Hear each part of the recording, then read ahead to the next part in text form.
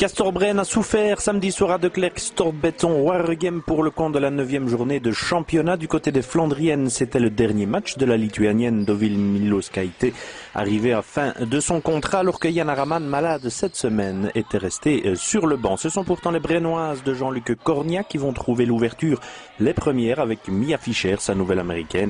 Et si De Klerk Stortbetton Waregem mettait du temps à trouver le chemin de l'anneau adverse, les Brabançonnes n'en profitaient pas. Inge Melemans puis Mitte Selus du côté de Waregem et Mia Fischer du côté de Castorbren encore.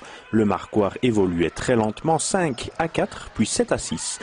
Avec Anne-Sophie Strub ensuite d'un côté, puis Cataline Courtosi, c'était 9-8 et l'on jouait déjà depuis 7 minutes dans cette rencontre qui tardait véritablement à démarrer. Castorbren n'a pas profité de l'aubaine, se réjouissait après coup Benny Mertens. Le coach gantois voyait en effet ensuite son équipe prendre les devants en fin de premier quart-temps avec Maja Vukurovic dans un premier temps, Mitteselus ensuite et une bombe de Julie Van Loo. Le trou était fait, 16-8 et la joueuse serbe de Waregem poursuivait sur sa lancée.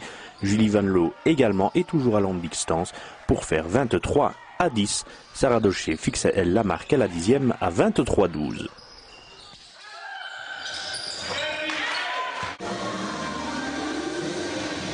La différence entre les deux formations était flagrante au niveau du rythme et de l'intensité. Mélissa Dennett, pourtant très discrète, samedi soir faisait 25-12 et Julie Van Loo alignait de son côté une troisième bombe, 28-14 du simple au double.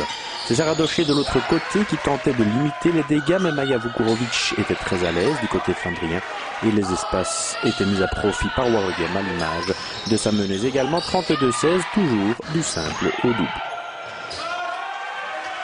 Mitteselus et Lynn Delmul d'un côté répondaient à Valérie Cara de l'autre et Waregem filait tranquillement vers le repos. Inge Melemans et Julie Van Loo à nouveau assuraient jusqu'à la mi-temps pour rentrer au vestiaire avec un marqueur indiquant un 42-25 qui ne devait a priori plus laisser beaucoup de suspense pour la suite de cette rencontre.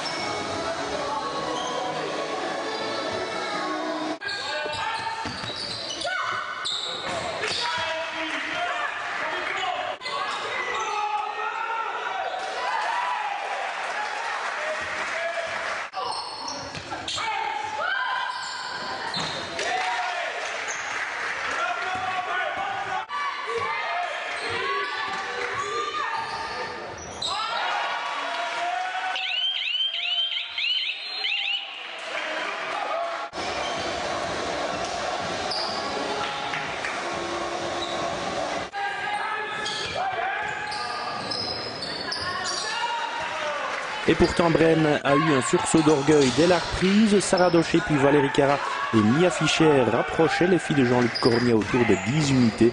Ce sera même 43-34 avec cette bombe de Valérie Labbé, la dernière recrue française en date du côté des Brabançonnes. 0-10 bien tapé qui obligeait bien entendu Benny Mertens à remettre son équipe sur les rails et lui demander de se reconcentrer. Message reçu 5 sur 5 puisque Waregem allait repartir de plus belle avec Anne-Sophie Strub notamment. Mitteselus suivra également et les lières brugeoises retrouvaient ensuite le chemin de l'anneau. Castorbren inscrira encore 6 lancers francs et un seul panier de plein jeu par la jeune Louise Forster pour la suite de ce troisième quart-temps.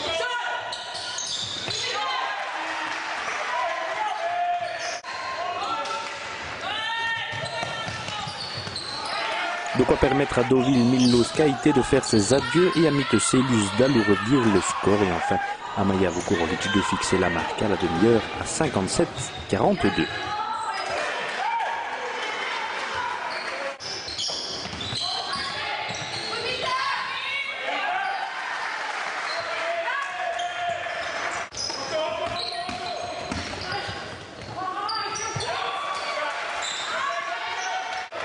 Le dernier carton n'apportait plus grand-chose à la physionomie de la partie. Castorbren ne sonnait pas la révolte et les Flandriennes mettaient surtout à profit ces 10 dernières minutes pour soigner encore leurs automatismes.